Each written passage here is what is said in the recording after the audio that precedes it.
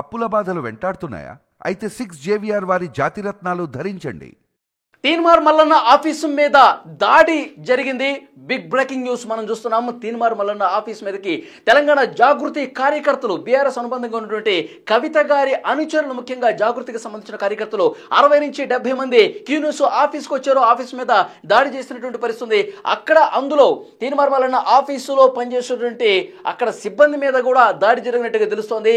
అక్కడ పెద్ద ఎత్తున రక్తం కనిపిస్తోంది. విజువల్స్ లో మీరు చూస్తున్నారు. కానీ యూట్యూబ్ గైడ్ లైన్స్ ప్రకారం వాటిని మేము కొద్దిగా బ్లర్ చేసి చూపిస్తా ఉన్నాం, కొద్దిగా బ్లాక్ అండ్ వైట్ చేసి చూపిస్తున్నాం. కానీ రక్తసిక్తమైనటువంటి పరిస్థితి మనం చాలా స్పష్టంగా చూడొచ్చు. ఫర్నిచర్ కూడా పూర్తిగా ధ్వంసమైంది.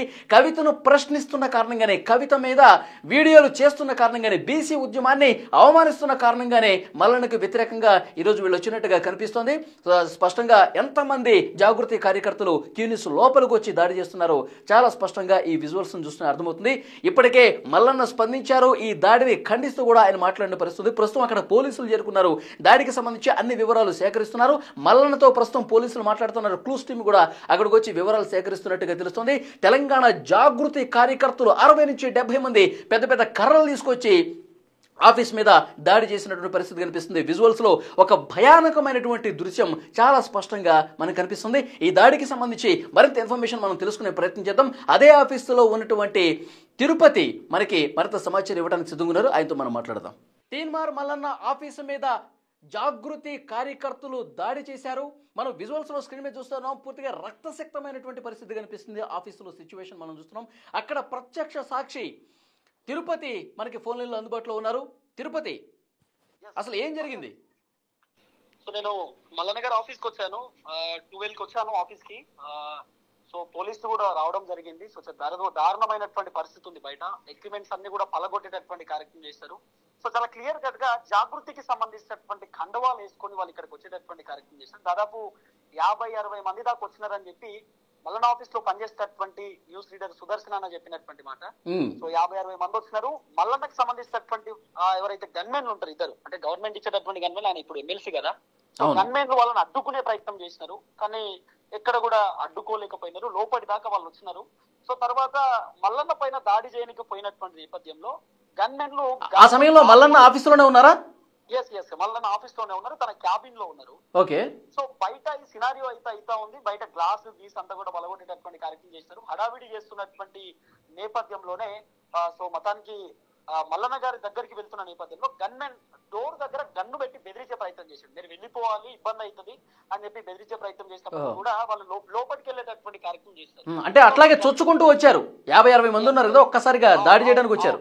సో దీంట్లో మహిళలు కూడా ఉన్నారు. అంటే కవితతో పాటు సాధారణంగా ఎప్పుడైతే కవిత పక్కనే ఉండేటటువంటి 2-3 మహిళలు ఉంటారో వాళ్ళు కూడా దీంట్లో ఉన్నారు. సో దాదాపు సీసీ కెమెరా ఫుటేజెస్ కూడా మల్లన్నకు సంబంధించిన ఆఫీస్ దగ్గర పిన్ టు పిన్ వాళ్ళంతా ఎక్స్ప్లెయిన్ చేసే ప్రయత్నం చేస్తున్నారు. సో పోలీస్ అధికారులు వచ్చినారు, వాళ్ళంతా కూడా చూసే ప్రయత్నం చేస్తున్నారు.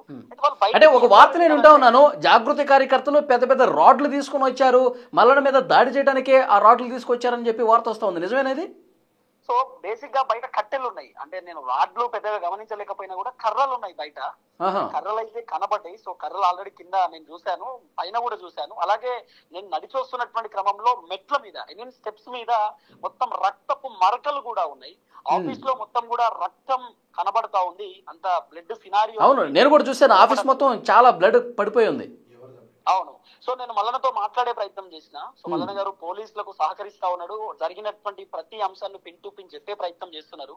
తర్వాత టీం సభ్యులు కూడా ఉన్నారు. వాళ్ళతో మాట్లాడే ప్రయత్నం చేసినప్పుడు కొంతమంది టీం సభ్యులకు గాయాలైనాయి.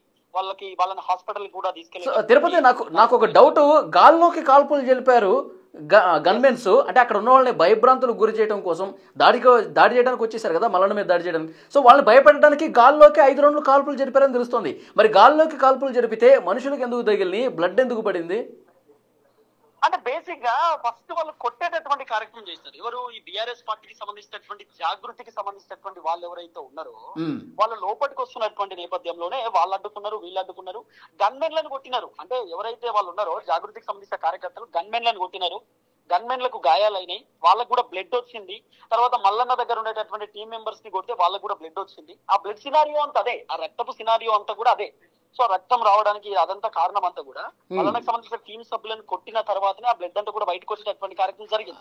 అంటే ఈ కాల్పులు సంబంధించిన బ్లడ్ కాదు అది?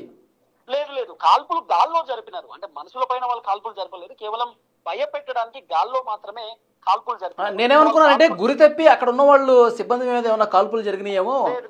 లేదు, అట్లా కాదు. జస్ట్ వాళ్ళు గాల్లో మాత్రమే కాల్పులు జరిగినాయి. అది కూడా ఒక ఎమ్మెల్సీని కాపాడుకునేటటువంటి కార్యక్రమంలో వాళ్ళు సెల్ఫ్ డిఫెన్స్ లో వాళ్ళని కాపాడుకోవడానికి వాళ్ళు గాల్లో కాల్పులు చేసేటటువంటి కార్యక్రమం చేసినారు. తర్వాత వాళ్ళంతా కూడా పరిగెత్తినారు, వాళ్ళు కిందికి వెళ్ళిపోయినారు కాల్పుల తర్వాత. లేకపోతే ఇంకా పరిస్థితి చాలా దారుణంగా ఉంటుండే అనేది గన్మెన్లతో మాట్లాడినప్పుడు వాళ్ళు కూడా చెప్తా ఉన్నారు. వాళ్ళు కూడా చాలా తీవ్రమైనటువంటి గాయాలు అయినాయి. ఎవరెవరికి గాయాలని ఒకసారి క్లియర్ గా చెప్పండి, అక్కడ ఎవరెవరికి గాయాలైనాయి? ఫస్ట్ మల్లన్నకు సంబంధించినటువంటి 2 గన్మెన్లకు గాయాలైనాయి. ఓకే. తర్వాత వాళ్ళకు చేతికి గాయమైంది, తలకు గాయమైంది, తర్వాత కడుపులో గుద్దినరు, కొట్టినరు, తర్వాత వాళ్ళ మెడకు గాయమైంది. తర్వాత మల్లన్న కట్టెలతో కొడితే బ్లడ్ వచ్చేసింది అంతేనా? కర్రలతో కొట్టినారు. ఆల్రెడీ బయట మనకు సినారియోలో కర్రలు కూడా కనబడతాయి, చాలా క్లియర్ కట్ గా కర్రలు కూడా ఉన్నాయి బయట.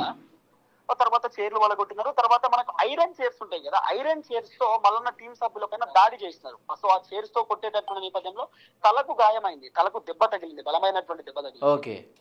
అట్లా బ్లడ్ వచ్చింది.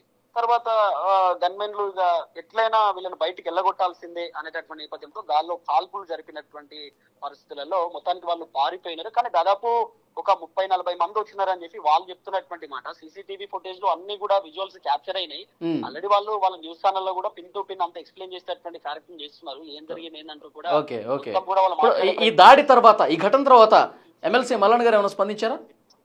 సో నేను మల్లన్నతో మాట్లాడే ప్రయత్నం చేసిన. అంటే బేసిక్ గా నేను మల్లన్నతో మాట్లాడేటటువంటి కార్యక్రమం చేస్తే మల్లన్న చెప్పింది ఏంటంటే, మాట్లాడేటటువంటి కార్యక్రమం చేస్తే సో నార్మల్ గా మల్లన్న గారు కూడా చెప్పినారండి. మల్లన్న గారు కూడా చెప్పినారు, సో ఇది చాలా బాధాకరం, నేను ఏం తప్పు చేయలేదు, తప్పు చేయకపోయినా కూడా నా పైన ఎట్లా దాడి చేస్తారంటూ కూడా మాట్లాడేటటువంటి కార్యక్రమం చేశారు.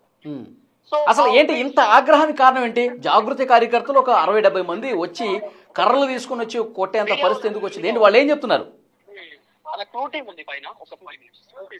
హలో చెప్పండి.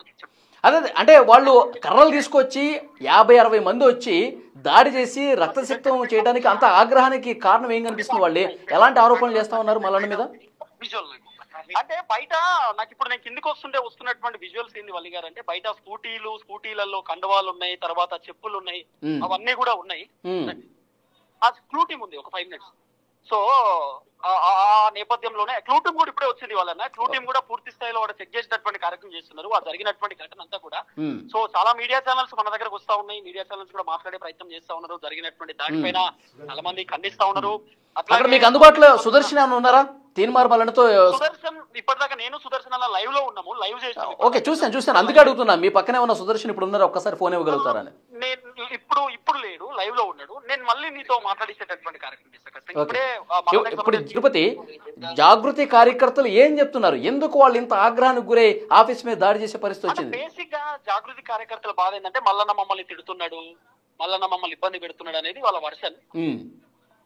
సో కాబట్టి కొంత టైం పట్టవచ్చు అనేది వాళ్ళు మాట్లాడుతున్నటువంటి మాట. ఓకే. సో ఏది ఏమైనా దాడి చేయడం కరెక్ట్ కాదు, దాడి చేయడం బాధాకరం. ఓకే తిరుపతి, మళ్ళీ ఒక్కసారి మిమ్మల్ని కాంటాక్ట్ అయ్యే ప్రయత్నం చేస్తాం. Thank you very much.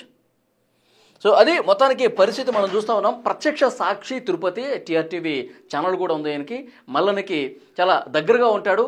So మధ్యాహ్నం 12 గంటల సమయానికి ఆయన ఆఫీస్కి, క్యూఎన్ఎస్ ఆఫీస్కి వెళ్తున్న క్రమంలో అక్కడ పరిస్థితి మొత్తం ఆయన కళ్ళతో ఆయన చూశాడు. బ్లడ్ ఎక్కడెక్కడ పడింది, అక్కడ ఉన్న ఫర్నిచర్ ఏ విధంగా ధ్వంసమైంది, ఎంతమంది కార్యకర్తలు అక్కడ వచ్చి దాడి చేశారన్నది కూడా చాలా క్లియర్గా చెప్తున్న పరిస్థితి.